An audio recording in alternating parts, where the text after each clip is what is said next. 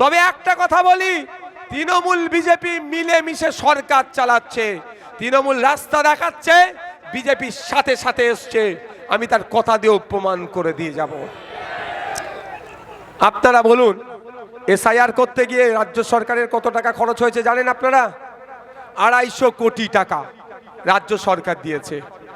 SIR করতে গিয়ে রাজ্য সরকার প্রায় 90,000 অফিসার দিয়েছে, যাতে দ্রুততার সাথে এসআইআর হয়।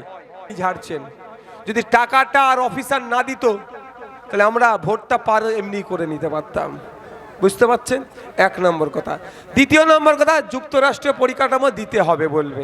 ঠিক আছে, চলুন এইবার আসা যাক। আমরা যারা গণনা ফর্ম ফিল আপ করেছি, কেউ ভুল করেছি কি? কেউ ভুল করেনি। কষ্ট করে হলো একে ওকে দিয়ে, কাউকে ফিস দিয়ে না হয় ফিল আপ করেছি। গণনা ফর্মটা আপলোডেরই সব থেকে বড় সমস্যা দাঁড়িয়েছে। এই লজিক্যাল ডিসক্রিপেন্সি, এটা মুখস্থ করতে গেলে 3 দিন টাইম লাগবে। কি ভয়ঙ্কর ভয়ঙ্কর শব্দ! Logical discrepancy, under adjudication. জীবনে বাপের জন্মে এই নামগুলো শুনিনি। কেউ শুনেছিলে? আমাদেরকে শিখাচ্ছে এরা। যাক, এই আপলোড করতে গিয়েই সমস্যা হয়েছে। কম্পিউটার অপারেটর চেয়েছিল 1000 কম্পিউটার অপারেটর এইগুলোকে কম্পিউটারে আপলোড করবে। ভালো করে বোঝেন, সিস্টেমে আপলোড করবে 1000 চেয়েছিল। মমতা ব্যানার্জি 1000 অফিসার, এই অফিসার নয়, কম্পিউটার অপারেটর দেয়নি। Computer operator part time job, খুব বেশি হলে 10,000 টাকা করে যদি মাসে দিত, 3 থেকে 4 মাসের মধ্যে এই পার্টটা গুছিয়ে যেত। 1000 কম্পিউটার অপারেটর 10,000 টাকা মাইনে দিলে 1 মাসে খরচ হয় 1 কোটি টাকা। 4 মাসে তাহলে কত খরচ হতো? মাত্র 4 কোটি টাকা। আর 1000 কম্পিউটার অপারেটর দিলে আমরা এই সমস্যার সম্মুখীন হতে পারতাম না। এটা আমি গিয়ে নির্বাচন কমিশনের চিফ ইলেকট্রাল অফিসার যিনি আছেন ওয়েস্ট বেঙ্গলের দায়িত্বে, তার মুখে শোনা কথা আমি আপনাদের জানাচ্ছি ভাই, আমার নিজের মন গড়া কথা নয়। এবার কম্পিউটার অপারেটর না দেওয়ার ফলে কেন লজিক্যাল ডিসক্রিপেন্সি হলো আমি আপনাদের বলি। আপনার এখানে কোনো যদি কম্পিউটার অপারেটরকে ওটা আপলোড করতে দেওয়া হতো, যেমন হচ্ছে আফজাল আলী শাহ, তাই তো? আফজাল আলী শাহ ইনার নাম। আমরা অনেকে তালবস সহায়কার হ দিয়ে দিই, তাই না? কিন্তু ইনার শুধু তালবস সহায়কার সাথে। এবার কম্পিউটার এখন আমাদের কাগজ তো 14টা কাগজ 14 রকম, তাই না? মোল্লা মোহাম্মদ আব্দুল করিম, ভোটার কার্ডে, আধার কার্ডে আব্দুল করিম মোল্লা মোহাম্মদ, প্যান কার্ডে আবার আলাদা মোল্লা বানান MOLLAH। যেখানে যত রকম ডকুমেন্টস তত রকম বানান। যখন আপনাকে কম্পিউটারকে দিচ্ছে AI এর মাধ্যমে, তালবস সহায়কার হ শাহ আর তালবস সহায়কার শাহ দুটো আলাদা বলছে, মিসম্যাচ। চলো এর নামে নোটিশ পাঠিয়ে দাও, লজিক্যাল ডিসক্রিপেন্সি। আর বিজেপি রেডি হয়ে আছে, তৃণমূল রাস্তা দেখাবে, আপনাকে পেরেশান করবে, সেটাকে গোপটপটাকে গিলে নিল। আমি তাও প্রমাণ দিচ্ছি কিভাবে, আরও প্রমাণ দেব আমি প্রমাণ ছাড়া কথা বলি না, এটা ভালো করে জানেন। কম্পিউটারে যা প্রোগ্রামিং করবেন সেটাই হবে। এটাও তো একটা কম্পিউটার গো, হ্যাঁ? মোবাইলটাও তো একটা কম্পিউটার। বোঝানোর জন্য বলছি। এতে যদি আপনি 4টে অ্যালার্ম দেন, 3:45 কোনোদিন অ্যালার্ম বাজে, 4টে একে অ্যালার্ম বাজে, 4টে অ্যালার্ম দিলে 4টেই বাজবে। সিস্টেম আমি করে দিয়েছি, ই আমাকে ডাকবে। একে বললাম আমি 4টেই আমাকে ডাকবে, ও 4:30তেও ডাকবে না, 3:30তেও ডাকবে না, 4টেতেই ডাকবে। কারণ একে আমি প্রোগ্রামিং সেট করেছি 4টের। 1 নম্বর।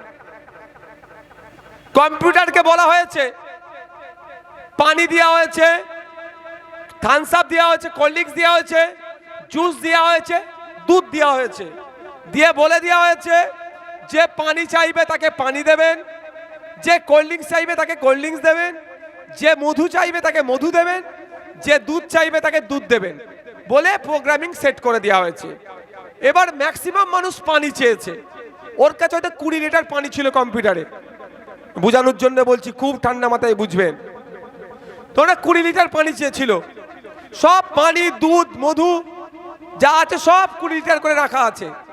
সবাই ম্যাক্সিমাম মানুষ পানি চেয়েছে, 20 লিটার পানি শেষ। এখন চোখের সামনে একজন মারা যাচ্ছে, পানি পানি করে চিৎকার করছে, কম্পিউটারে আর পানি নাই, সে কিন্তু পানির পরিবর্তে দুধ দেবে না।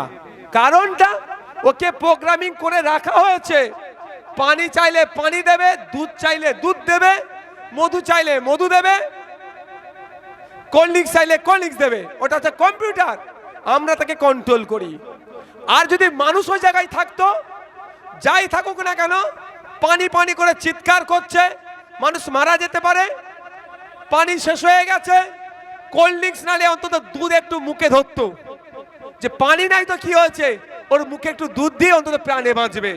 এটা মানুষের সাথে কম্পিউটারের ডিফারেন্স।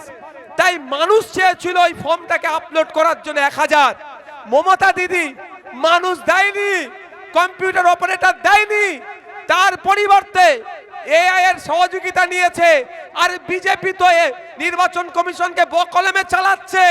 কদিন আগে একটা লেটার হেড ঘুরছিল, যেখানে নির্বাচন কমিশনের লেটার হেড স্ট্যাম্পটা বিজেপির।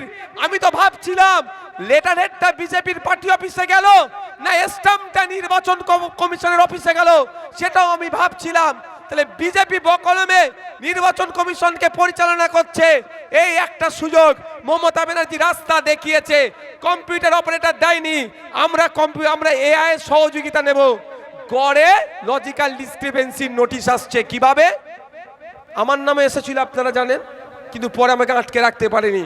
আমি বলছি এমডি, এম এর পরে ডি লিখে কেউ ফুল স্টপ দেয়, কোনো কাগজে এমডি আছে, ফুল স্টপ আছে, কারণ নেই। একটা ফুল স্টপ কম বেশি থাকার জন্য নোটিশ আসলো। আপনি বসেন, না অসুবিধা হবে। একটা ফুল স্টপ কম বেশি থাকার জন্য নোটিশ আসলো। আপনাদের বলি, ফতেমা খাতুন বিয়ের আগে নাম ছিল ফতেমা বেগম, বিয়ের পরে হয়েছে ফতেমা বিবি, বিয়ের পরে হয়েছে। যদি মানুষ ওটা আপলোড করত, এটা ভালো করেই জানে ফতেমা খাতুন, ফতেমা বেগম, ফতেমা বিবি আলাদা নয়, এরা একই। এটা বিয়ের আগে, এটা বিয়ের পরে। ওটা পাস হয়ে যেত, কি হতো না, খসড়া লিস্টে তার নামটা উঠতো এবং লজিক্যাল ডিসক্রিপেন্সিতে সে আসতো না। দিয়েছে এখন এআই কে, কম্পিউটারকে। কম্পিউটার দেখে বলছে আরে ফতেমা বিবি আর ফতেমা খাতুন মিসম্যাচ হচ্ছে, চলো নোটিশ পাঠাও। বিজেপি তো বসেই আছে নোটিশ পাঠানোর জন্য, নোটিশ পাঠাও। তাহলে দায়ী কে ভাই? দায়ী কে? ভাবতে হবে। সব পাখি মাছ খায় আর মাছরাঙার দোষ হয়।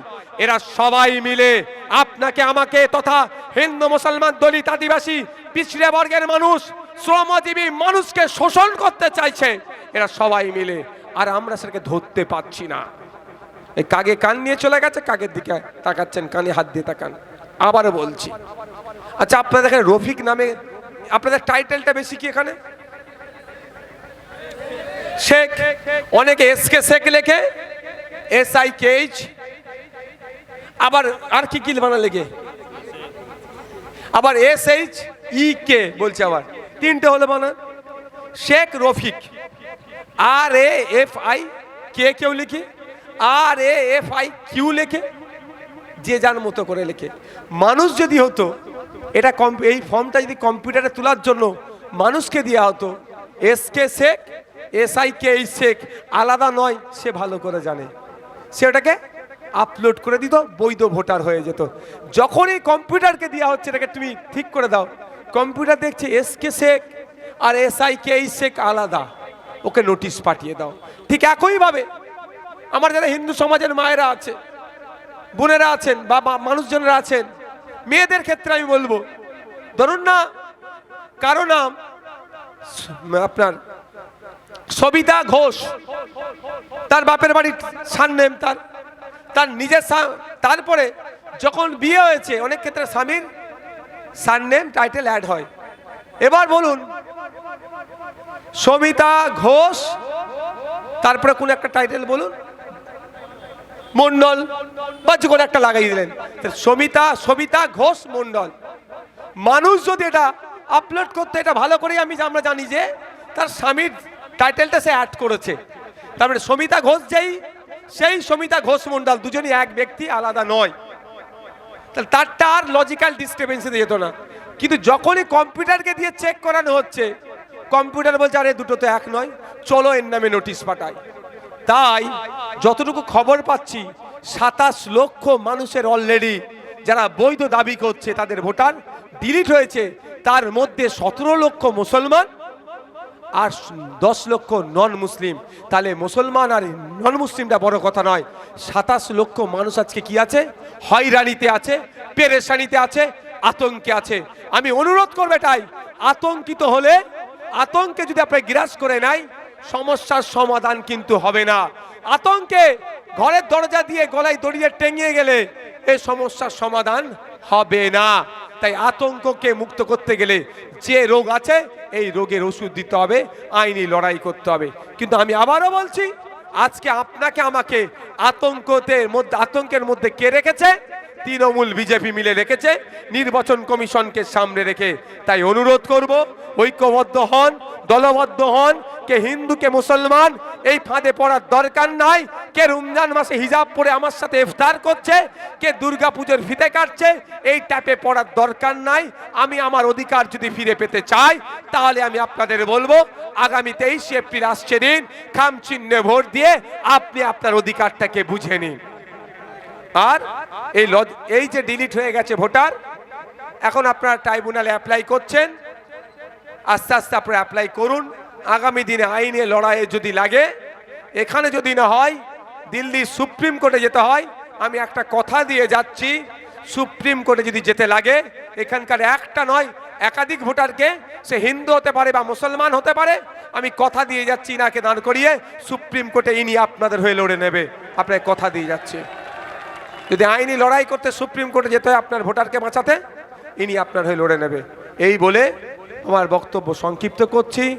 সকলে ভালো থাকবেন, সুস্থ